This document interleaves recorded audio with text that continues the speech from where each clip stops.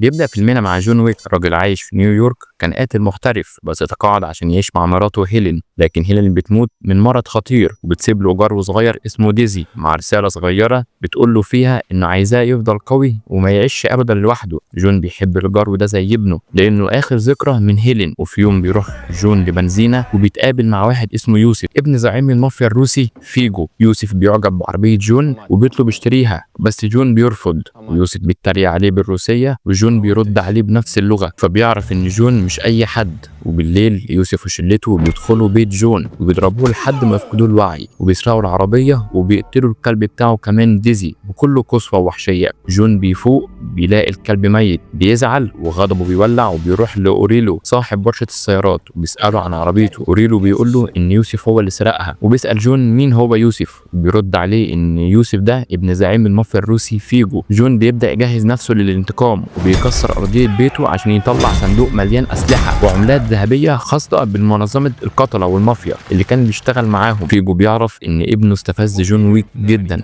وبيخاف جدا لانه عارف ان جون مش مجرد قاتل، ده مركب بالبابا يوجا الراجل اللي الكل بيترعب منه. فيجو بيحكي ليوسف ان جون كان بيشتغل معاه وفي مرة قتل 3 بقلم رصاص قدام عينه. جون نفذ مهمة مستحيلة علشان يتقاعد ويتجوز هيلين، ودي اللي خلت فيجو يبقى زعيم المافيا. فيجو بيحاول يهدي جون بالفلوس بس جون مش عايز غير دم يوسف. وفيجو بيقول للمساعد بتاعه عاوزين رجالة، فبيرد عليه وكيله بيقول له عاوز كام واحد، فبيقول لفيجو انت معاك كام واحد، ففيجو بيبعت له عدد من الرجاله اللي يقدر عليه عشان يقتلوا جون في بيته. بس جون بيلبس بدله سودا وبيستخدم مهاراته المذهله في القتال، بيخلص على كل الرجاله بسرعه ودقه وبيتفادى الرصاص زي الشبح. بعد المعركه بيتصل بتشارلي المركب بالحانوتي علشان ينظف البيت من الجثث وجون بيديله عملات ذهبيه. فيجو بيحط جايزه 2 مليون دولار للي هيقتل جون علشان يحمي ابنه، وبيطلب من ماركوس قاتل محترف وقناص وكان صديق جون القديم، بيطلب منه فيجو انه ينضم للمهمه عشان يقتل جون. وماركوس بيوافق بس بنحس انه مش هيخون جون. وبنيجي الناحيه التانيه لجون بيروح على فندق اسمه الكونتيننتال، مكان محايد للقتله، وبيحجز اوضه وبيقابل شارون مدير الاستقبال اللي بيكون عارف جون كويس ومين هو بابا يوجا. جون بيروح لبار الكونتيننتال وبيسال وينستون صاحب الفندق عن مكان يوسف. وينستون بيحذره بيقول له ان اي قتل جوه الفندق ممنوع حسب قوانين المنظمه، بس وينستون بيساعد جون عشان يعرفه فين مكان يوسف. وجون بيجهز اسلحته وبيلبس بدله واقيه للرصاص وبيروح لنادي ليلي وبيكون يوسف فيه. النادي مليان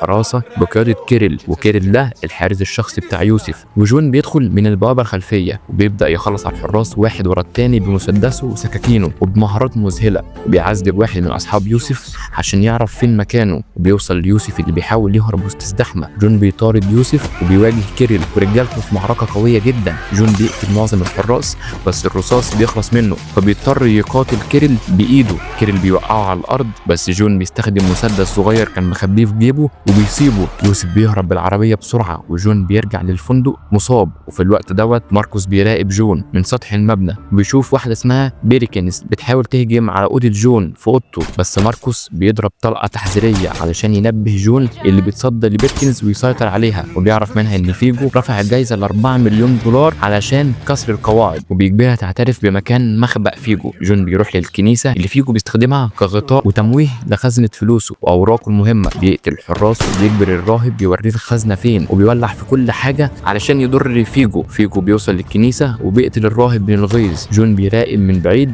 وبيستعد للخطوه الجايه. فيجو بيخطط يقتل جون فبيبعت رجالته. جون بيواجههم في معركه نار بس كيريل بيخبطه بالعربيه وبيفقده الوعي. جون بيفوق مربوط في كرسي وفيجو قدامه وبيحاول يتفاوض معاه عشان يسيب يوسف ابنه. جون بيرفض. فيجو بيأمر رجالته انهم يخنقوه لحد ما يموت بس ماركوس بيظهر وبيستخدم بندقية القناص تحته ويقتل واحد منهم. فجون بيفك نفسه بيخلص على كيريل بعد معركة قوية جدا. بيطارد فيجو وبيجبره ويقول له فين مكان يوسف. جون بيروح لمخبأ يوسف مليان حراسة مشددة، بيستخدم بندقية قنص وبيفجر العربيات وبيقتل الحراس واحد ورا التاني بمنتهى السهولة. يوسف بيحاول يهرب بس جون بيضربه برصاصة في بطنه وبيقطم منه وبيخلص عليه برصاصة تانية. فيجو بيعرف بموت ابنه وبيقتل ماركوس لانه خانه. جون بيرجع للفندق من تاني وبيواجه وينستون اللي بيعاقب بيركنز لانها خالفت قواعد الفندق عشان هي قتلت واحد موجود في الفندق اصلا. في النهايه جون بيروح عياده بيطريه مهجوره علشان يعالج جروحه وبياخد كلب جديد وبيخرج ويمشي وبيخلص فيلمنا.